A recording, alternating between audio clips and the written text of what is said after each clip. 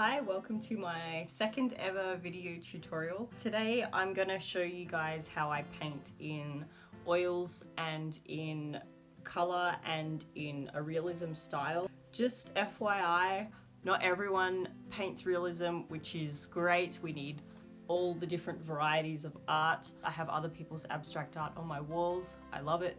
Even if you are more of an impressionist painter, just paint you. Paint the way that you paint. Yours should not look like mine, it should look like yours. This will still work fine the same way if you're doing acrylic. They're interchangeable in terms of technique and also in terms of blending and all those kind of things. So without further ado, let's get started.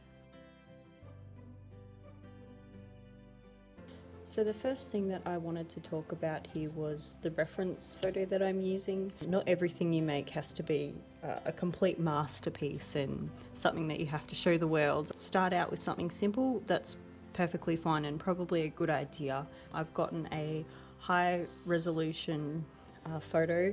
There's nothing worse than painting from something grainy. If you would like to show your pictures in a local show or something, or anything like that, a lot of the time the artwork needs to be for sale. Pay for them if you need to, unless it's like a free image because of copyright reasons, so just be mindful of that when you're picking your photo.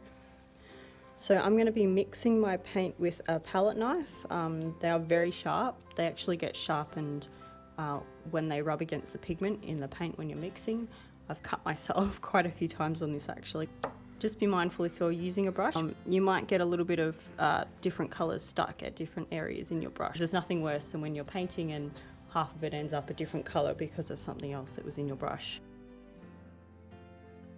Look really closely at your picture and all the different colours.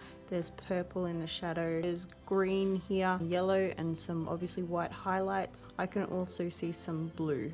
Okay, so the plan is to mix a whole bunch of different colours. Put some base colours down here. I'll probably mix about 4 or 5 colours for this.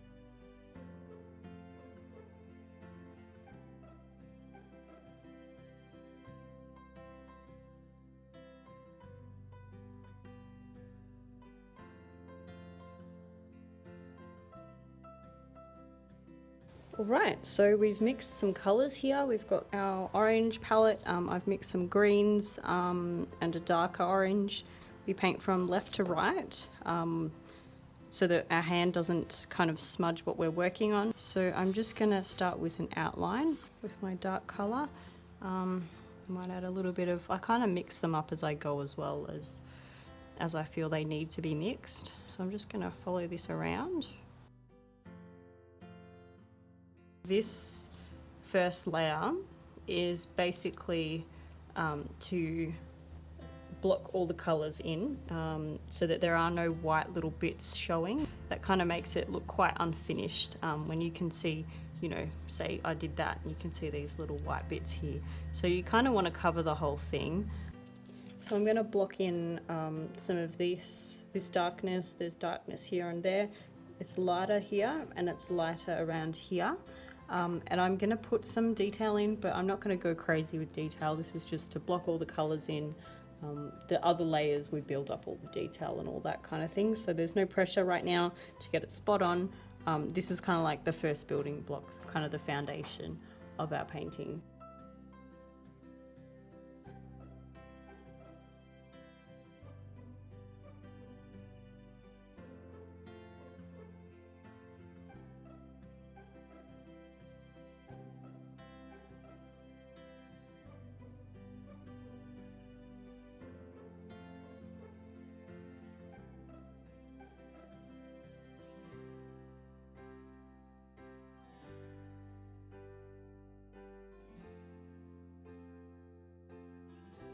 So I want to just show you how I'm kind of sculpting this side out.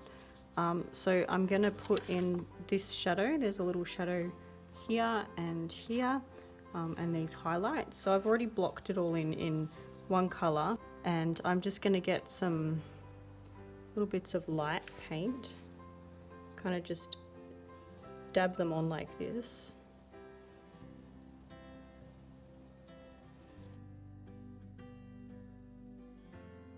So this doesn't have to be perfect. I'm just going to keep going with it like that.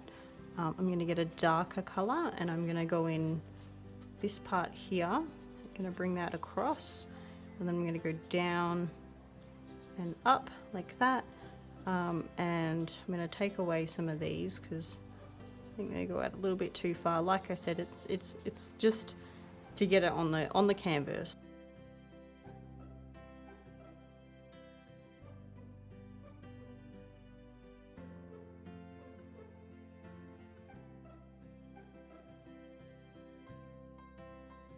I'm going to use a fine detailed brush for the little bit here in the middle. So I'm going to start with some green. It's nice and bright, so I'm going to go around here just to give me an idea of where it should be. Then I'm going to get a lighter green and put that around the edge as well. Find something that looks yellow and pop it there. It's a little bit too dark, the one I've made, so why don't we lighten up the edges just a little bit. Too much paint. Blend that in. The other thing is what kind of makes it pop. This is a really dark colour. I don't really have a dark colour on here, but we'll just mix some green in with some, there we go, it's nice and dark. So I'm just going to pop that in there to give it some depth. It's too chunky, but that's okay, we'll neaten it up later on. So I'm just going to go and do this little wood bit, snag a little bit of white on my brush for that little round section that's at the top.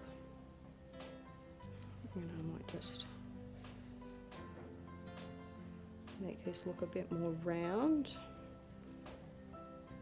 It's probably a bit too pink, but oh well, you get the point.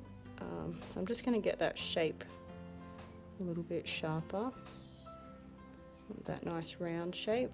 We'll make this darker later. Although I'm happy with this as a first layer, I want to show you guys what to kind of do if you happen to make a mistake. Let's just pretend that I put a bunch of highlight here, okay? If the paint is still wet, I simply get a rag and I just give it a good hard wipe like that. Get as much of that paint off as you can, and we wash our brush out, make sure we don't do it again, and then we simply go back over it like this, and it never happened. What you can do if you don't want to wipe it off, or if it's already dry, you can actually just paint over it, and you know, it's your painting. If you make a mistake, just take it off and do it again as many times as you like. You can take it whatever which way you want to go. Alright, so it's completely dry, our first coat, so we're going to get started with the second coat. I've already done some mixing of our basic colours and a few extra that I just felt like doing. I'm going to be putting more detail in. You can see these little cracks in the orange, they're kind of like a dark pink colour. There's also these light colours here I'm going to put in. Kind of this beautiful highlight around here, I'll put more detail into that, and also this part here. I also didn't do any of the shadow, I just kind of forgot. So I'm going to put that in. I'm also going to do this white because there are these little bits here and here that I want to clean up. I'm also just going to make these colours a bit more vibrant, put more depth in there with the dark colour, because this does look more flat than this if you just look at them side by side. So once I put the shadow in, that will really help, and more information and more shadows across here. So I've just got a purpley black colour, and I'm just gonna make a little, I think it's about there, I'm gonna make a little shape like so, comes around. I'm just gonna keep filling it in. I'm gonna put some yellow here and some pink here, and then just a little bit of this foggy kind of grey green.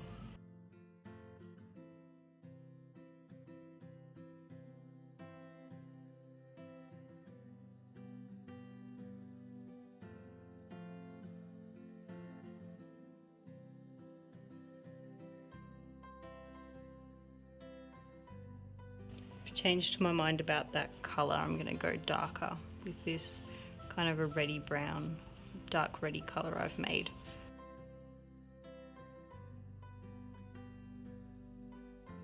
You can already see what a huge difference that shadow makes.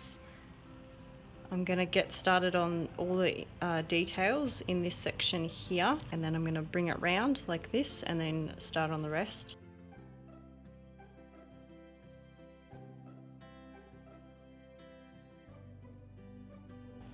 I also just wanted to point out that I'm actually thinning my paint a bit as I'm going. Let's say I want to make this part here darker. I can do it with a really thin layer of paint, and you can still see the other colours coming through. And then we scrub that paint in, and it gives us the sheen of the bright orange underneath, but we have that darker colour that just softens it out without getting rid of any of the information that we've already put in underneath.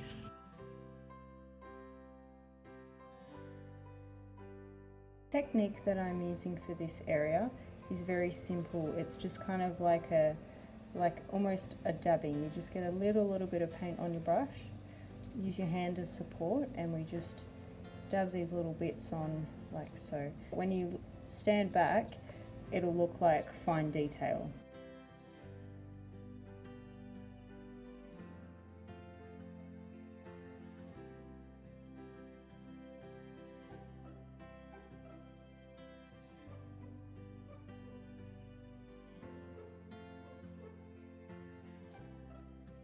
Alright, so I'm pretty happy with this, the way it is. If I wanted to, I could keep going with this and kind of soften it a little bit, make it look a bit more smooth like this orange. But I feel like I've captured the essence of it. I've just done a white border around here to clean up the edges. You know what, if we do this, look at that, it's a beautiful orange. And you don't show anyone this. And there we have it.